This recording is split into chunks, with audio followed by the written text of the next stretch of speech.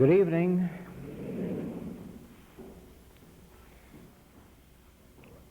For some, this is the start of a very wonderful experience. For others, this will be just another experience.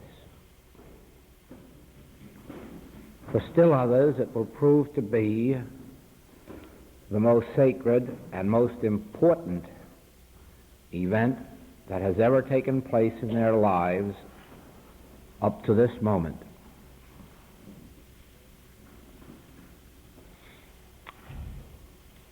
In opening this work in Seattle, October 1956,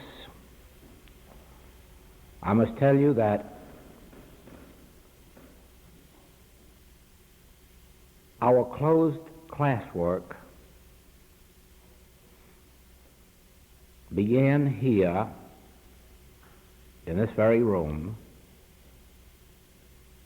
after it had been inaugurated only in Los Angeles, Desert Hot Springs, San Francisco, Portland, and Vancouver, B.C.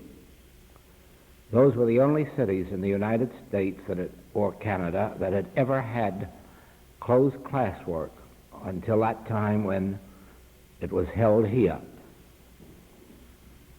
And at that time, I am sure that not one of us knew that the infinite way was to become a world activity,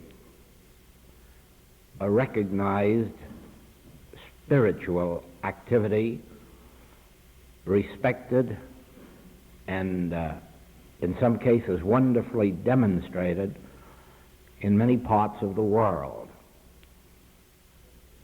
I'm very happy about that particular point because it indicates that neither I nor anyone else had any idea of creating a new religion or of saving the world or of doing any other thing than finding our own inner peace and having a desire to share it with anyone who might like to hear about it. And so there was none of the save the world attitude about it. There was no attitude that this is the only way or the only teaching or the only God. It was actually just the result of a personal experience of my own, in which I learned that through meditation we could make contact with our own inner source, which is God, our own inner being, or our own inner self, and then be God-governed, not by virtue of our own wisdom or strength, but by virtue of the fact that now the divinity within us was given the opportunity to come into expression. While at that time I didn't know it, had never consciously realized it, what I had discovered was probably the secret of the Master's teaching in the 15th chapter of John, wherein he revealed that the vine, or Christ, or spiritual Son, is within us, and that it is forever at one with the Godhead. And therefore our relationship to God is very much like the relationship of the branch of a tree to the tree, which in turn through its root system is connected with the whole world. Now if you can just visualize for a moment what takes place beneath the earth, you'll see the importance of this. Here is a tree rooted and grounded in the earth. In the earth are vegetables, minerals, metals, vitamins, calories, or whatever, and the tree has need of these. The fruit trees have need of one form of food, and citrus fruits have need of another form. Vegetables have need of still another form. Flowers have need of still other forms of food, life, which is found in the earth and which is continuously being replaced there by the action of the sun and the rain, the snow. But through this system of roots in the trunk of the tree, the vine, this food is drawn up into the tree and then distributed out into the branches. And because of that, the branches ultimately have leaves, blossoms, and then finally fruit. Now, if one of those branches should become severed from the vine or trunk of the tree, it would have no further access to all of these riches which are down in the ground, the minerals and the foodstuffs, the supply which is inherent in the earth.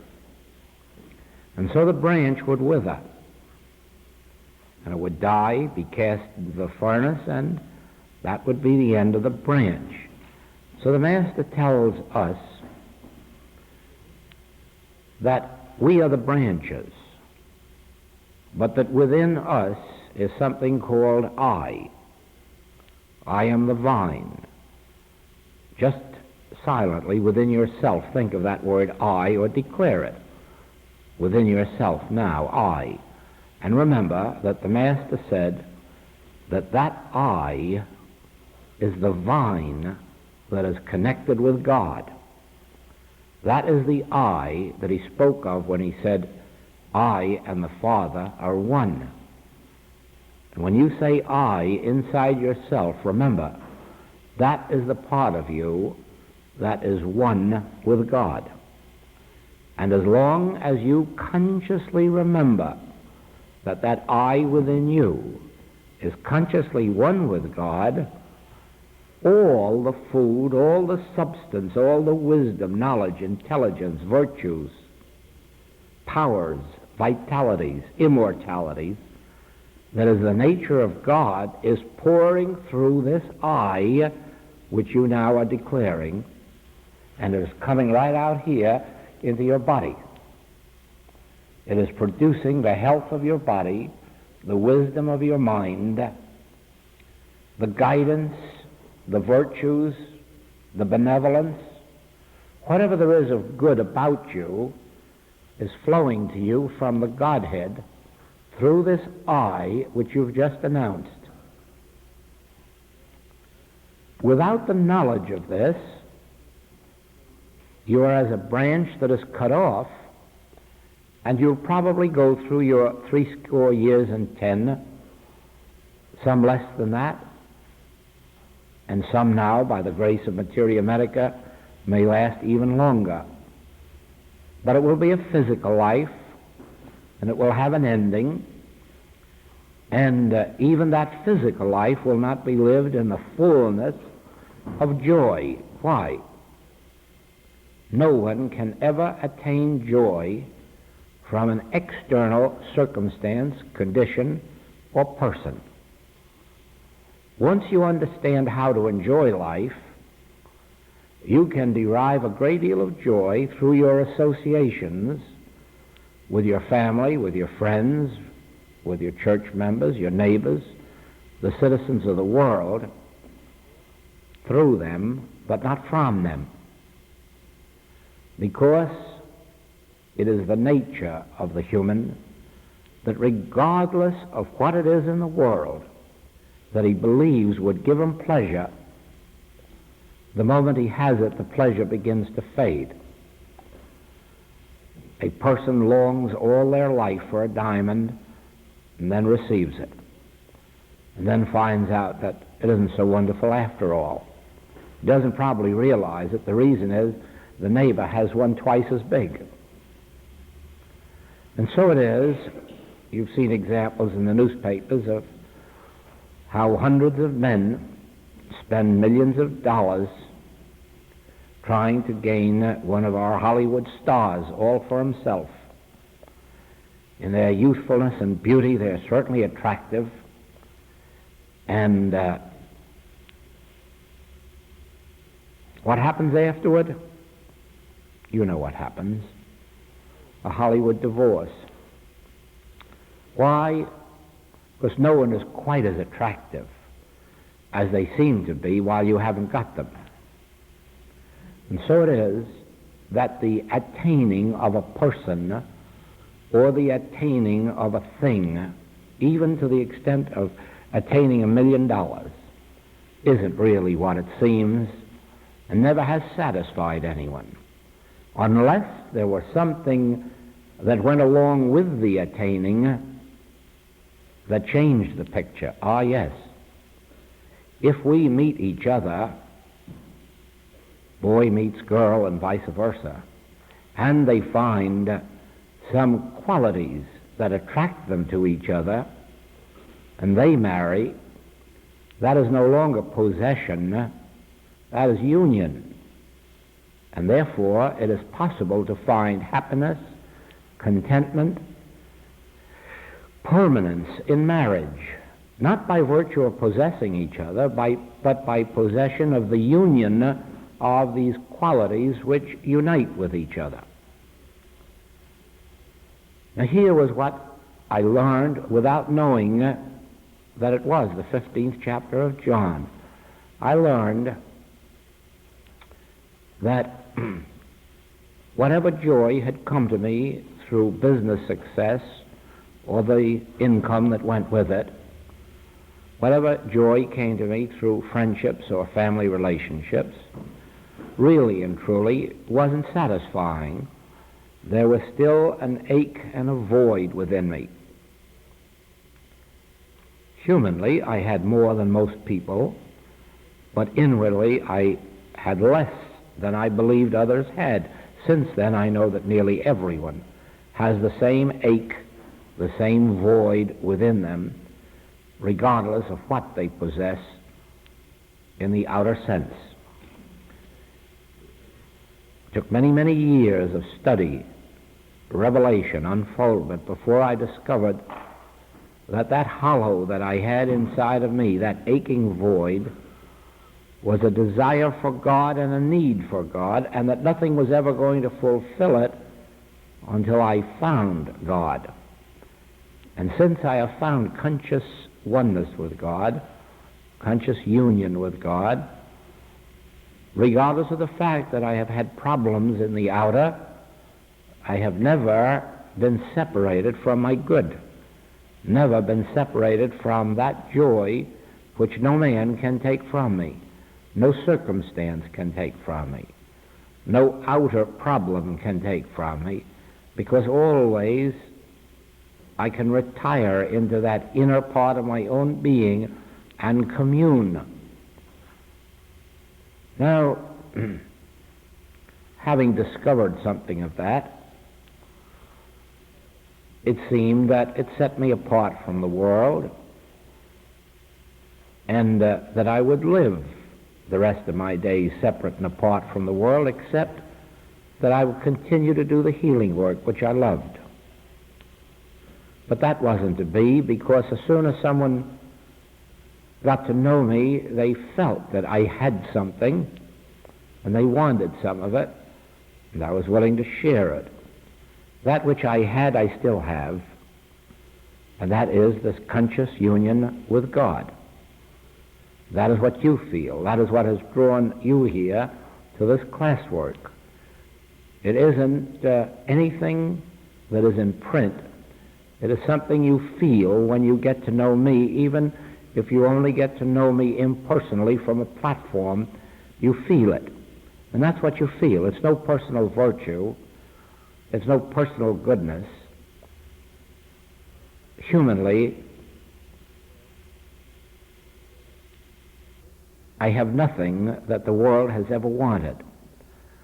But this inner contact has produced something that does something in my life and becomes evident to others, and whether or not you know it, it has drawn you here to partake of it.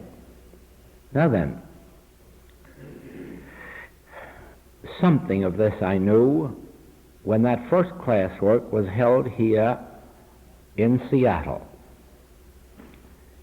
And part of it I was beginning to suspect, but truly I had no knowledge of its worldwide import, probably because I didn't know that whereas the whole world seemed to be seeking for peace and prosperity and health, even if it got all those, it still wouldn't be happy.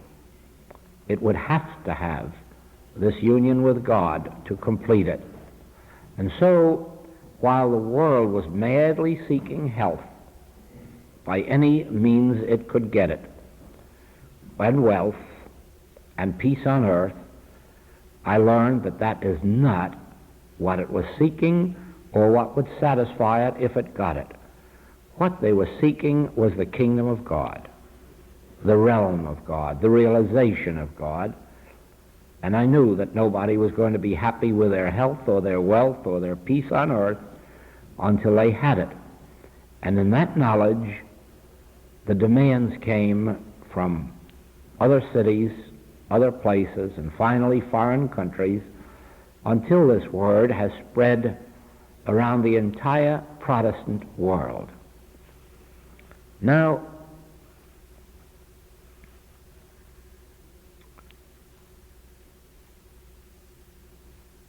you can understand that a principle like this, being a universal one,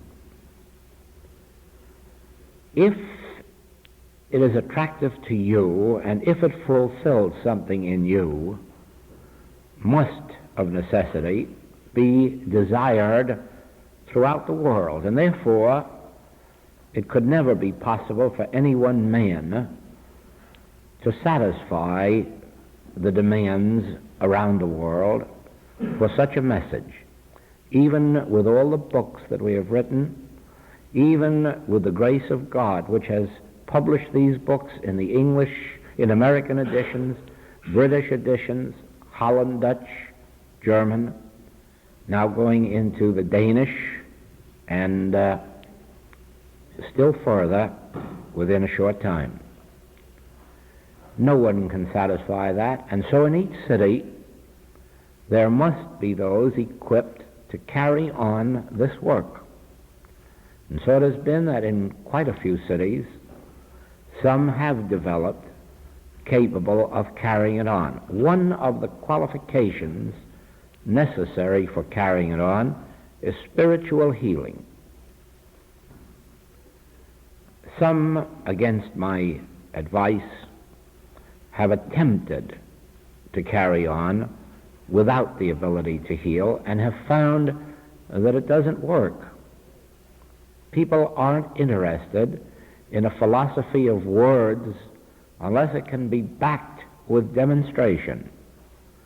And so it is, those who have prospered in carrying on this work in other cities have prospered not because they have a message to tell about, they have a message to demonstrate. And by demonstrating it in their own experience, they are able to demonstrate it in the experience of others. And so it is that this work now must be carried on by those equipped,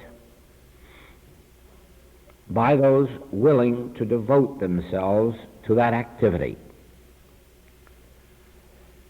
I should have announced last night, but didn't remember it, because when I'm on a platform and the Spirit comes upon me, I forget everything else, and the message flows, and I'm very apt to let everything human go by the board. And that happened last night. I said that I would announce that the Infinite Way work is to be carried on here in Seattle, and carried on in a greater degree than ever before. Now, ever since the first class given here, the Infinite Way work has been carried on in the center. Now, however, it goes into a further step. There undoubtedly will be other Infinite Way activities in Seattle through the tape recording work. That will take care of itself and develop in according with its own unfoldment. But I want to tell you only of this public work because Reverend Graham has become interested in this message. He is newer to this work than some, but he is more experienced in the public end of a metaphysical spiritual ministry. And therefore, as the associate minister of this center, will be equipped to see the work carried on here under his direction, together, of course, with the guidance of Mrs. Holmes, who is entirely responsible for the Infinite Way being a part of this center's work. There will be regular periods of tape recording work, night periods and day periods, conducted in regular class form. There will be several types of that work, and I understand that Mrs. Coe will continue in her class work here. Both Mrs. Holmes and Reverend Graham will act as spiritual healers and counselors, so that between Mrs. Holmes and Reverend Graham there should be a much greater activity than ever has been before, and conducted in the manner most conducive to its success. This means, of course, that there will be opportunities provided for appointments, personal counseling, teaching, instruction and meditation, and over and above all, spiritual healing work conducted. And so, between that and between the activity of Mrs. Peters and Mrs. Howe and whatever other activities may unfold in Seattle, I can say the work is established here. And those who desire it will find every opportunity provided for their spiritual unfoldment in accord with the Infinite Way teaching. This is already taking place in other cities. Now, you may ask what it is, why it is, that the Infinite Way stands as a teaching by itself. And I'm going to try to make that as clear as I can. First of all, it has relationship to what I said, that some of you are going to find that this is the most sacred and important week that has ever been in your lives up to this moment. To some of you, it is not going to be that at all. It's going to be just an experience. And I'm afraid that there are still others here who will find that they won't understand why they ever came here to begin with. That always happens. The reason is this. The Infinite Way is not organized, and there are no memberships, and no one can join it, and no one can be a part of it in any physical or human way. The only way that anyone unites with this work is spiritually. The only bond that exists between us is a spiritual bond. And now let me show you how that functions. Every truth student anywhere in the world, if they were sitting quietly by themselves asking, why am I a truth student, would at first say, well, I'm seeking health, or I'm seeking supply, or I'm seeking happiness. But if they were to just sit quietly long enough, one by one those reasons would be eliminated. Because the question would come, does that mean if I get my health, I wouldn't be a truth student anymore? Or if I get my supply, will I stop being a truth student? Or if I find happiness, will I stop being a truth student? And the answer is no. If I found those things, through truth, I would be evermore a truth student. So that isn't the reason, then, that I have for being a truth student. Well, then what is the reason? Why, there can only be one reason. I'm seeking God. I'm seeking God. It so happens that living in countries like the United States and Canada, it is evident that the only ones who are on the way toward finding the God that everyone is seeking is in the truth movements. There's no other way in these two countries to find truth except to stay home and search within the kingdom of one's own self, because truth isn't being presented in any other forms. Rituals are, rites are, ceremonies are, creeds, dogma, but not truth, because in order to search for truth, you have to first of all agree that truth cannot be found in any limited form, or in any worship, or in any book, or in any man.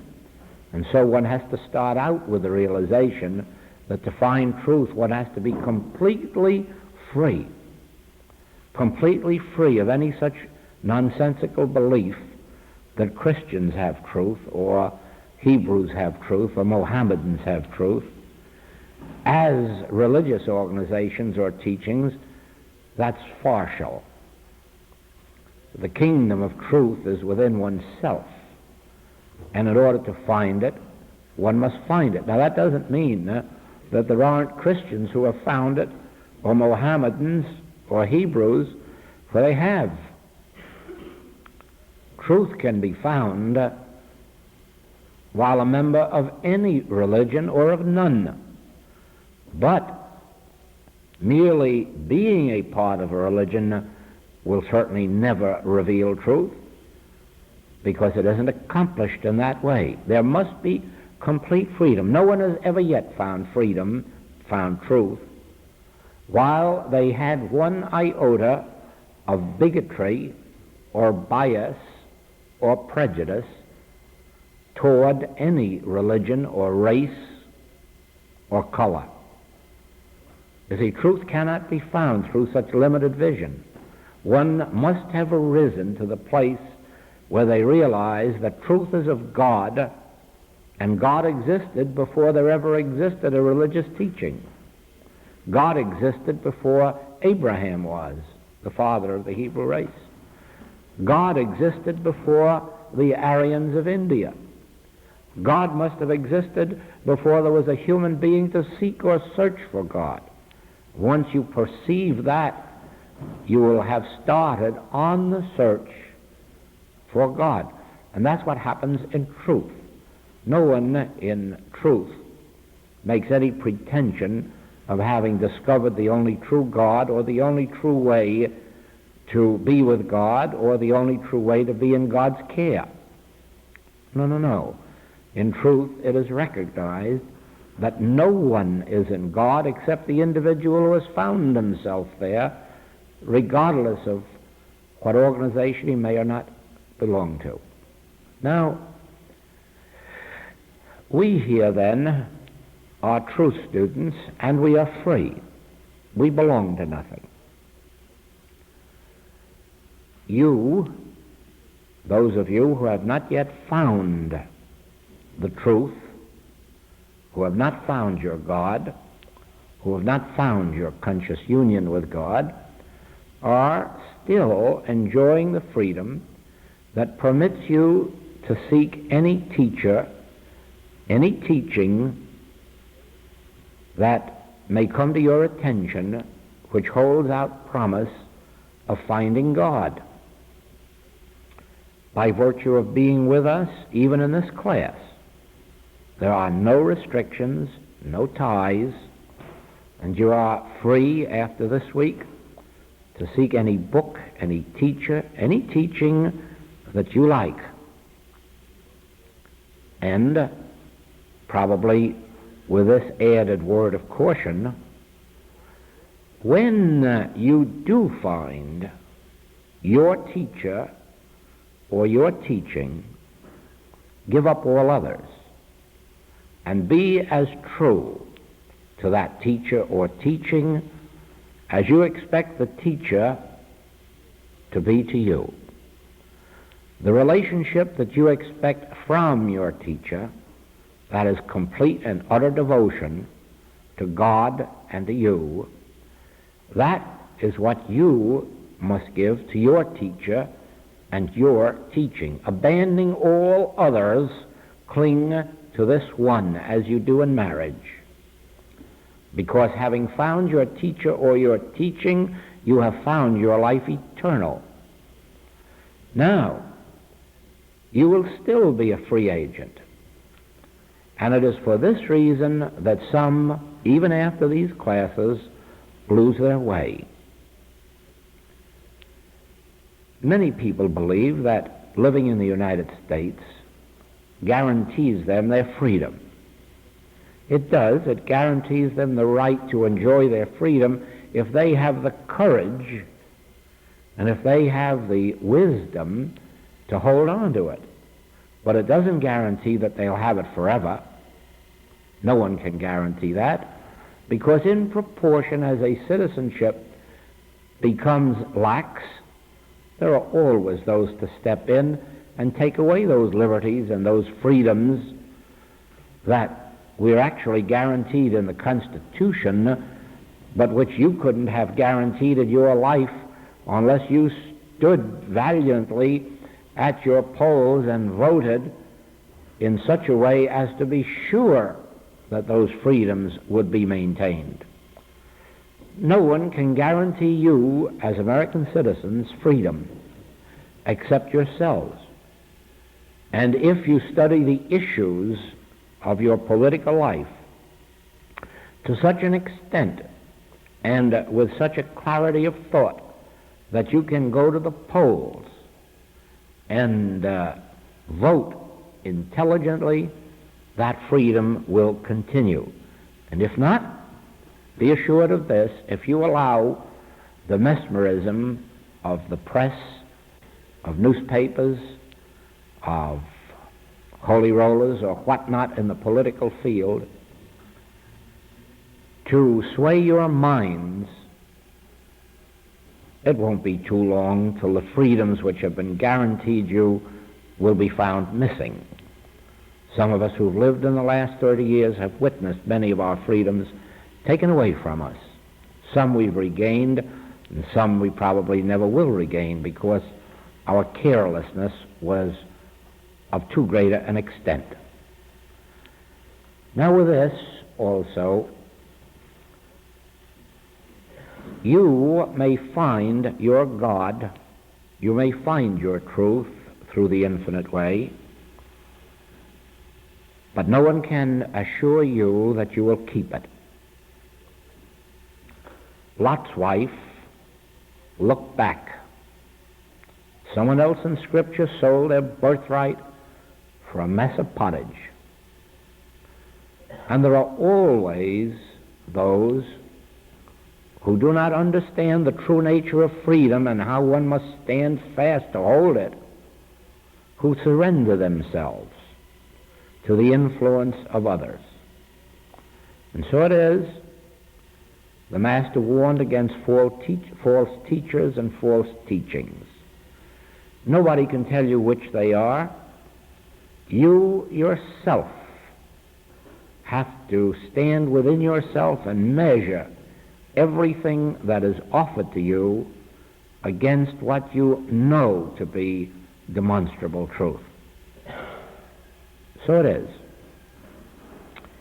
If in the days to come you come to the realization that this is your way of life and it demonstrates itself for you, then it will be necessary for you to protect yourself from the world's influence by holding to it yourself.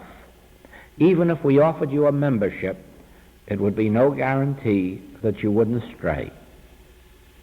It is you yourself, without human obligation, who must spiritually hold fast.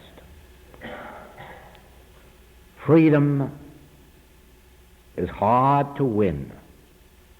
It's much harder to retain. So I can say to you that your spiritual freedom is not easily attained. You will not easily find God. The way is straight and narrow, and few there be that find it. And when you do, that's when temptation comes at you twice as hard to lure you away. And no one can hold you fast in the line but yourself. There's one way that you can help yourself, and that is by being true. Be absolutely true to whatever teaching reveals itself to you as your teaching, and let no one tempt you with others. Let no one offer you or introduce to you any teaching but the very one. It need not necessarily be the infinite way. I speak now not as an infinite way teacher, I speak as a spiritual teacher. I do not care which teaching you follow. I say this to you, that you will not keep your spiritual freedom unless you stay true to the one that you discover to be yours.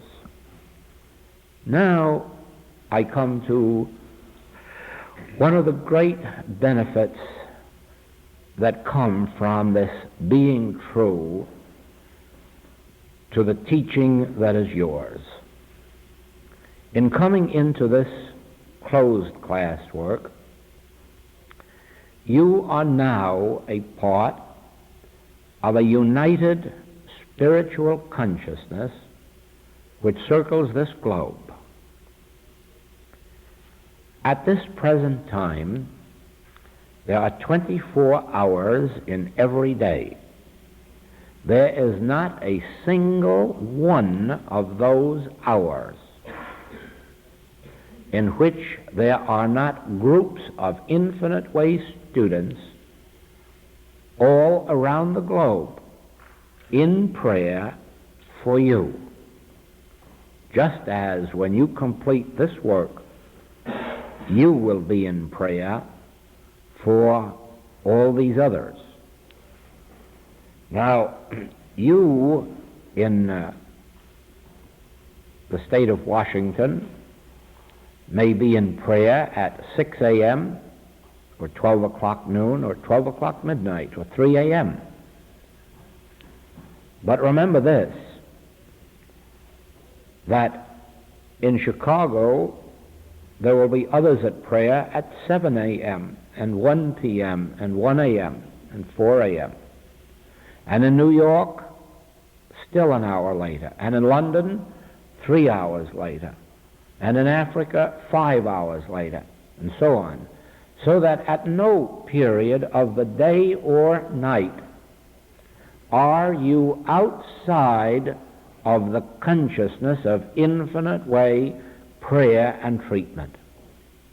At no time will you be outside of Christ realization. If you look at your watch at 10 a.m., remember there are people somewhere where it's 12 noon or 12 midnight praying at that very moment. If you look at your watch at 2 a.m., remember there are places where it's 6 a.m., 9 a.m., 12 noon, and someone is in prayer or treatment at that very moment. And not just one individual, but remember this, that if you were only to take this city, you would find that perhaps out of 24-hour period, there will be people in prayer 6 or 7 or 8 of those hours. And so it is in London, and so it is in South Africa, and so it is in Australia. There is now a spiritual band around this globe. There is, at this very second, people in 20 or 30 cities praying, holding us in conscious union with God. At this very second, there are those who are holding us in conscious communion with God. Whether or not they know, some know that we are in this class at this moment, and they are consciously holding us as a class in God consciousness. Others may not know what we are doing or anyone else is doing, but they are in prayer, in conscious communion, in treatment, just as much as if we had asked them for help. Now just think of this. This is an idea that came out of Revelation, that if we as spiritual healers could pray for a person or family or group and bring God's life and love into their experience, why couldn't that prayer keep us 24 hours of every day, of every week, of every year in prayer and treatment? And out of it came the spiritual band around the world, which is a spiritual bond uniting us to everyone who has been through class since this idea began. Not quite through everyone, no, because as I said, some have dropped away. Some did not realize what was happening to them. Some did not realize the pearl of great price and turned away. Others have been led away into other teachings, into other books. Some have found a greater sense of peace in other teachings than they found in this. And so it is that all those who have been through our classwork have not caught the vision of what this is, and so are not benefiting, because you cannot benefit from any work, spiritual work, unless you consciously unite yourself with it. In other words, blessings cannot be inflicted upon you. Those who have eyes and do not see, those who have ears and do not hear, cannot partake in the spiritual blessings that surround them. And so it is, everything that takes place in your life must take place consciously. You consciously ask a practitioner for help and thereby open yourself to receive it. You consciously take your child or grandchild into your consciousness of truth, and thereby you benefit them. You consciously take members of your family or patients or students into your consciousness and benefit them. Without consciously doing these things do not happen. If you do not consciously bring yourself to my consciousness, you cannot benefit by my unfolded consciousness. If I do not consciously keep myself united with God, I have no spiritual benediction or blessing to bring to you. If in the lecture work or class work that you have watched in Seattle, if through the writings of the Infinite Way you have found a blessing, it isn't because of me as a person, it is because of my conscious contact with God, and that flows out to you. But you see, I must consciously live in communion with God. You must consciously unite yourself to my consciousness in order to receive the grace of God which flows through me. And that is why you may have members of your family who do not benefit by your studies in truth. And you may wonder, well, the reason is that they will not consciously unite themselves to your consciousness of truth. They're indifferent, they're unenlightened, they're ignorant, and through that they see no value in it, and they hold themselves outside of your consciousness of truth, and they don't benefit. So it is. It would be a wonderful thing if we who catch some little glimpse of truth could walk up and down this world benefiting everybody, but we can't. The Master himself couldn't. When he walked the earth, if you'll notice, those who wanted his help came to him. And they said, Master, Master, will you help me?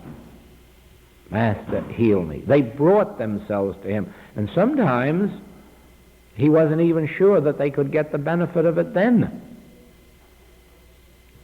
because he wasn't sure that their union with him was sufficiently honest and complete. And so he would say, do you believe that I can do this? And they had to answer yes, and by that very answer they brought themselves into conscious union with his spiritual consciousness. Now, of course, you must remember that had they said, yes, of course I believe that you and this aspirin tablet can help me. Oh, yes, I believe that you and penicillin can help me. You know what the answer would have been? Well, go thy way for the present, and one of these days you'll be awakened and you'll be able to answer, yes, I believe. Help thou mine unbelief. It's not quite steady, but I do believe. Then the barriers are down. Union has been made with the Christ consciousness. And then the Master can say, well, what did hinder you? Rise, pick up your bed, and walk. So you see that the secret of spiritual living has to do first with there being those enlightened spiritual states of consciousness on earth that we call practitioners or teachers or leaders or saviors. But their being on earth is only the first part of the bargain. There must also be those on earth to unite themselves to that consciousness in full faith, in full confidence, in complete surrender. Now, a house divided against itself must fall. When you come to God, you must come with complete surrender. You must come with a complete yielding. At first, that is impossible. Everybody on the face of the earth has some religious conviction. Even if that conviction is atheism, it's a religious conviction. I didn't know that. I know it now. That even to be an atheist, one must have a religious conviction. It's a negative sort of conviction, but it's a conviction. Now, when you come to truth, you will discover that many of your beliefs are erroneous. They are erroneous because, in many cases, they are man-made teachings or interpretations of teachings, and just through obedience and ignorance, you accept them. And then as you come to the truth, you get shocked, because you find that some of your most cherished hopes and faiths and beliefs aren't a bit true. Now, some of these you are able to surrender easily, and others you will cling to right up to the last moment. And that is why it is that the way of truth isn't easy. What you do must be done consciously, but sometimes it has to be done against your own inner convictions, or against your own faith and your own belief, which you've stored up for years and years and years, and now when you're told it isn't true, you find you can't yield it. And so you continue to cling to the new and to the old. The Master knew that. As a matter of fact, I think you'll find in the study of the Gospels that there isn't anything that's ever been known on earth that he didn't know. There isn't anything that ever took place on earth that isn't mentioned in those short Gospels. And he knew this because he said that you cannot add to a vessel already full. You have to empty yourself of your misconceptions. Now, you know, he spoke dangerously when he said that, because in the life of the Hebrew race in that day,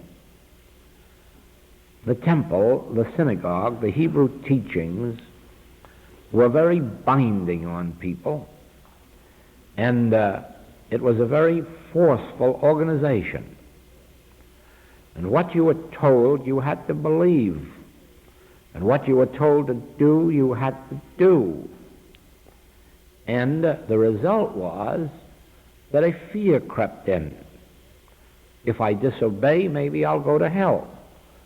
If I disobey, maybe God won't bless me. If I disobey, God will get angry with me. So forth and so on. And of course, all church teachings foster that sense of superstition. That is why there are rules and penalties for breaking the rules, all based on superstition. So you find that the Master said to the Hebrews, no longer need you worship in holy mountains nor in that temple in Jerusalem. And the shock to them was simply horrifying, because if ever there was a strict teaching, it was that you had to worship in the synagogues, and not only that, but once a year you had to get to that holy temple in Jerusalem. Your very salvation depended on it. Of course, they were told about fasting and how they would lose the kingdom of heaven if they didn't, and he said nonsense to that. And there were certain foods they couldn't eat, and he said nonsense to that. All of this is superstition. It isn't what goes in the mouth that defileth, that which comes out of consciousness. It isn't whether you worship in a holy mountain or in a holy temple. It's how you worship in the inner sanctuary of your own being. He was breaking. Why, yes, they sacrificed and they tithed. And he said, that isn't necessary. Not for the kingdom of heaven. It may be necessary for your own unfoldment, but it's not necessary for the kingdom of heaven. And he brought the whole antagonism of the world upon himself and was ultimately crucified for exposing these false teachings of churchianity. Now, in that self-same way, you individually, there's no church now that will crucify you for anything, certainly no church at the present time in the United States or Canada or most of the countries of the world. no church that will crucify you for being an independent thinker, but you will crucify yourself. The very moment that you try to take in teachings antagonistic to your previous convictions, you will start to persecute yourself. You will start chasing yourself up alleys to get away from having to face the truth, and then in the final analysis you'll crucify yourself before you'll accept it. That is why it is not easy to be a truth student. It is not easy to be a seeker after God, because in the end you have to drop all of your previous convictions and come to the new day when you discover something very wonderful, that God is in the very midst of you. You discover, if you stay on the path of the infinite way, it's folly to pray God for anything. It's folly to expect anything of God.